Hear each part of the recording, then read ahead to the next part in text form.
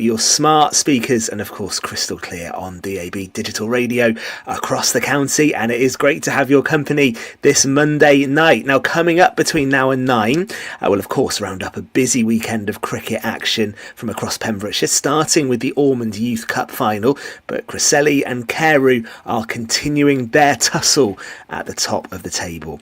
And our really special guest tonight will be Sana Duthie, who this weekend completed the most epic of runs, completing the Pembrokeshire Coast Path in a staggering 48 hours and 26 minutes. A staggering achievement, and one we can't wait to hear all about when Sana joins us in part 2. Looking forward to that. Let's get going. Gordon Thomas, good to have your company. How are you tonight? I'm very good, Ben. I had my usual weekend jaunt on a Saturday afternoon round a couple of cricket clubs to watch some cricket, and obviously disappointed with the Lions not getting the 3-0 that I predicted, Ben, to be honest with you, but they had the series win, so I'll take that.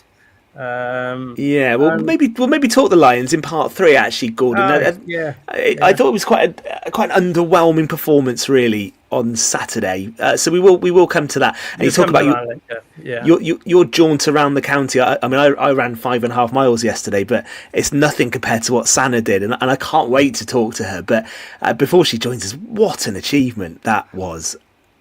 It's just mental, Ben, if I'm honest. I don't know how you contemplate running those distances and continue to do it, because she's done it for many years now, and she's just an incredible athlete.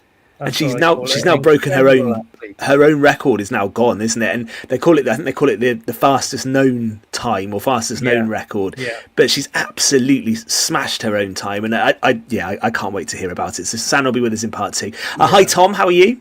I'm very well, thank you. Any weekend off sport, actually. I was sightseeing in London. However, I did tune into the live stream of Sana finishing that run, and just having chatted with her last week and the preparation for it, and the not being able to do it, and then thinking I'm going to give it another go so soon after. It's inspiring. It's amazing. Tom, I thought it is. It really, really is. And like I say, she is one of our all-time athletes, and I think from Pembrokeshire now. The challenges she's taking on and just excelling in, it's just amazing. I thought you were going to say you were at the Broadhaven Carnival, Tom. Alas, I had to miss it. Even though Broadhaven were there with a little pop-up goal, and it was penalty shootouts, and it was Disney themed, so it was the best of all worlds, really. And what was your favourite sight in London from your sightseeing then? Oh, favourite sight. Well, we went to see 2 shows, and Back to the Future was really good. That was a pleasant surprise. And talking to Disney, we also saw Hercules, the brand new electrifying musical. Brilliant. Good stuff. That's a decent weekend. Closer to home, let's start with youth cricket, shall we, Gordon? Yeah. And the Ormond Youth Cup Final is one with some heritage, isn't it, in Pembrokeshire? And that continued this weekend. That's brilliant. There's one competition that I've actually won twice, Ben. 2 years consecutive. Sorry, 2 times winner. He used to annoy Bill a lot, because he's a big cricketer, as you know. And I didn't play a lot of cricket. I did in school, and I played youth cricket for Hook, and we beat Tish 2 years running at Carew. So that was my claim of cricket silverware when I was a kid. No, but it's a great competition. And it's still going. Obviously, I played many decades ago, and it's great to see that Cresselly played Neyland, 2 very good clubs with 2 very good, ambitious young teams going for it as well. So, I think Cresselly got the nod on the day, but I'm sure Neyland give them as good as what they got, to be honest with you. And I think Ollie Arthur was man of the match at an inspiring 81 runs in the first innings. That's set Cresselly up well, because it's a 2 innings affair. I remember it well because I had too much tea in both of them. Oh, good. You are right, Gordon. It is a 2 innings affair, and you're right as well. What you say, it was Ollie Arthur who led the way. Cresselly won it. Cresselly batted first. They were 162 for 5. That's a great score, batting first, by the way, in a 2 innings final. Neyland 102 for 9 in reply in their first innings. Cresselly then went again 117 for 4, and Neyland couldn't really get close to that. They were 110 for 7. So Cresselly won the match by 67 runs. So congratulations to them. They are the Ormond Youth champions for 2025. And Gordon, as an Ormond Youth winner yourself, a double winner, of course, which I already knew. I'd done my research coming into the show, but I did want you to point that out. Okay, yeah. You'll know what it means to those young players, though, who'll be looking to make their way in the game. What as a double winner, what advice would you give to them now? Well, this is just the start of their cricketing career, and they have a taste of glory. Cresselly in the senior section are top of the table, as we well known, with Carew close to him. I mean, those Cresselly youngsters will want to break into the third, seconds, and first team over be his brother or cousin. They'll soon tell me anyway. But he had a century as well at the weekend down in Langham with Phil Taffy. Get into the results. Where did you watch your cricket? Charlie Arthur I think he hit 11 sixes, to be honest. Wow. Incredible. He just his time in it is as well. He's not a slogger. He's a quality batsman. And it's just the way that he goes about his business. I mean, I believe he's only about 18 himself. It might be 19 at a push, but he's just adapted so quickly to senior cricket. He's probably one of the best all-rounders in Division 1, even at this stage of his career.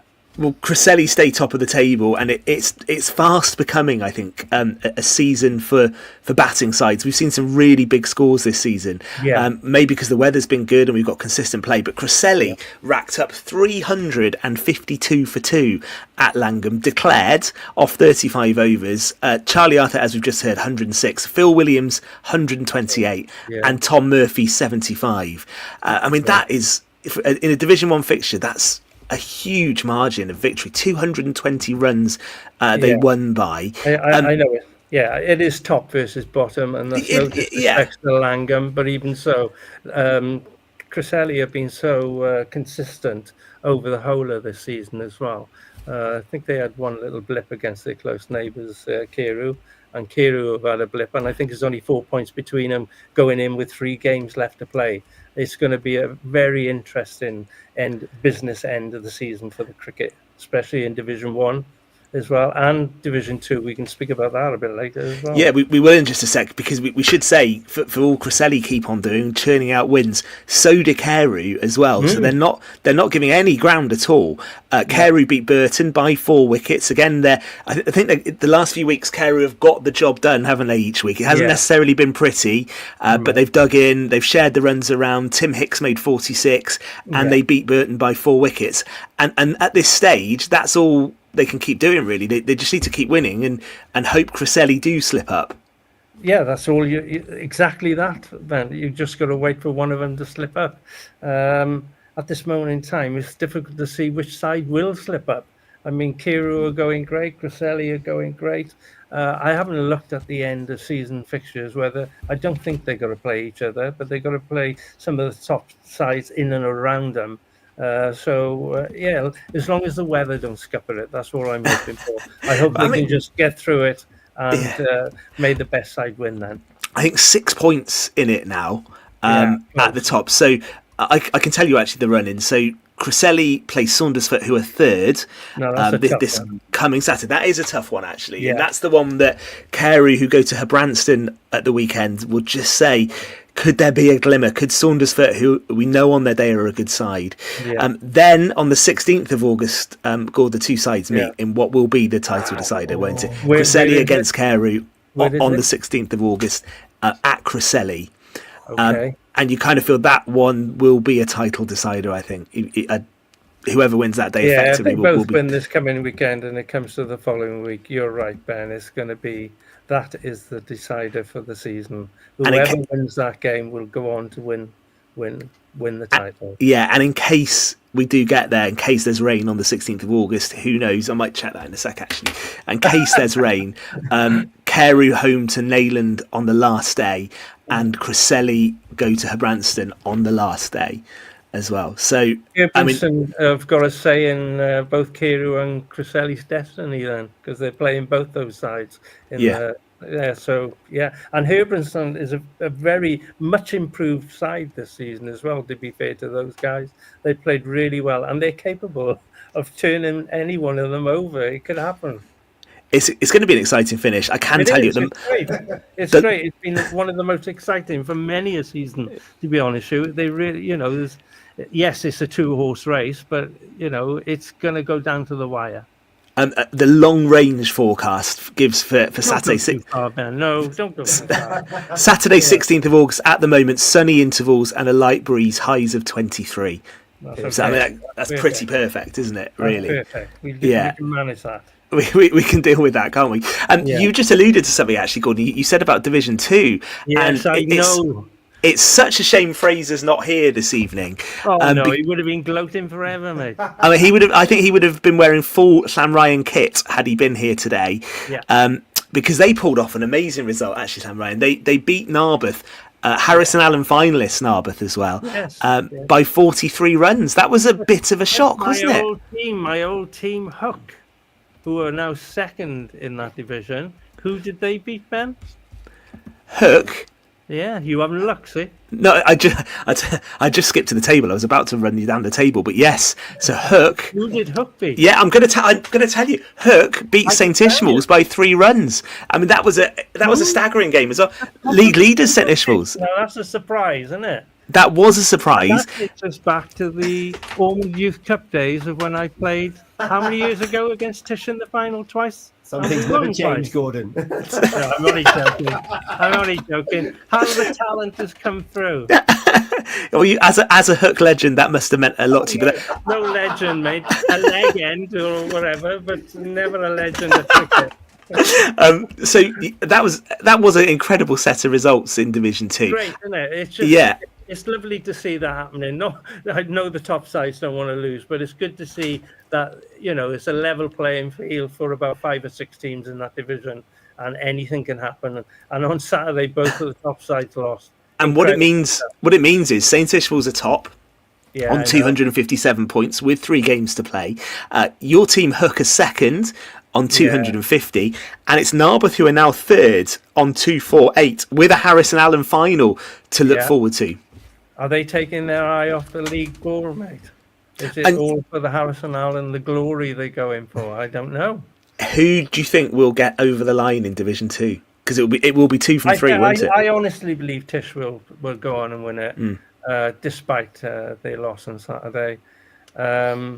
Narberth probably our favourites to finish second, but Hook got a talented bunch of young boys coming through, and they're capable of beating any team on their day, as they've proven. And if they have a strong finish, it's only 3 games to go.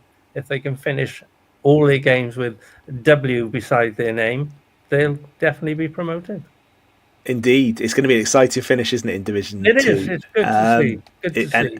And Nip and Tuck in Division 1 as well, and all eyes on that game in Cresselly in 10 days or so time, which could be the one that decides the title. And at the other end of the table, it looks like in Division 1 that Haverfordwest are doomed, I think, with Langham. Although Whitland are down there, Haverfordwest need a bit of a miracle to get out of their trouble, and Langham, unfortunately, Langham are gone, really, aren't they? On 57 points. It's been a difficult season. Haverfordwest now 125, Whitland on 148. That gap is just getting wider, isn't it? And I you think do those feel two might have to play each other as well. So Haverfordwest and Whitland, I think, may have to play each other. So that could be a tricky finish. That's an important game as well. Yeah, absolutely right. So we'll have all the cricket covered, of course, on Pure West Sport as we head into those final few weeks of the season. Just a couple of other cricket lines locally before we just have a mention for the Test match. Then we'll talk to Sana as well. The Aled Davis 100, we obviously spoke through last week on the show about the fact that the Aled Davis was postponed. They have now set a new date for it, and this has only been announced this evening. So it will take place on Bank Holiday Monday, which is Monday the 25th of August. It will be at Carew. We'll start with semi-final 1 at 11 a.m, the second semi-final at 1:30, the final at 4:30. £5 to get in, under 16s free. There'll be the raffle. Carew, Llanrhian, Hook taking part as well. And is it Hook as well, isn't it? Yeah, in that 14 tournament, Hook as well. So that will now be on Monday, 25th of August at Carew. That's the new date for the Aled Davis 100. So that's nice that they've been able to get that rearranged. Let's hope the weather's kind that day as well, then, Ben.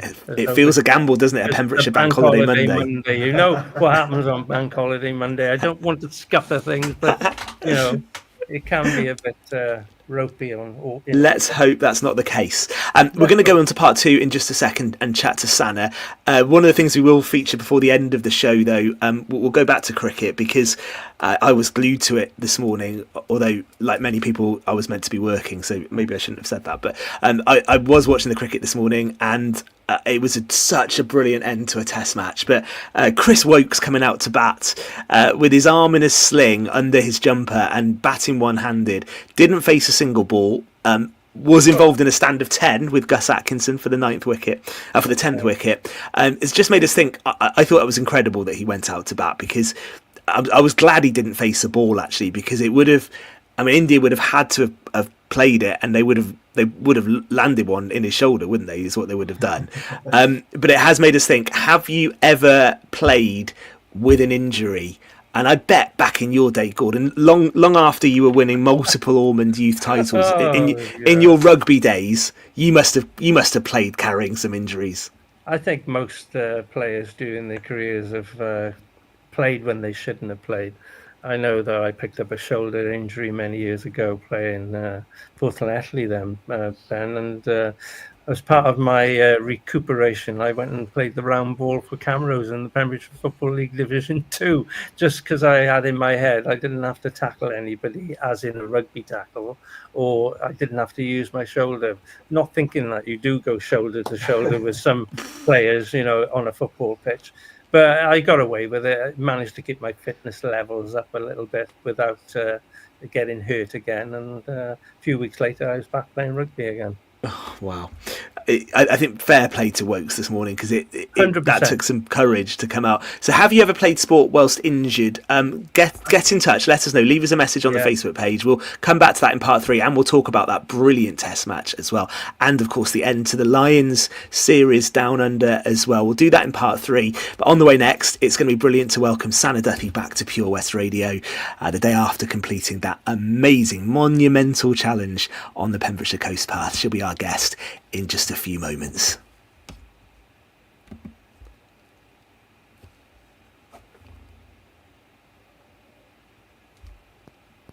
Get ready for a day to remember at the Freedom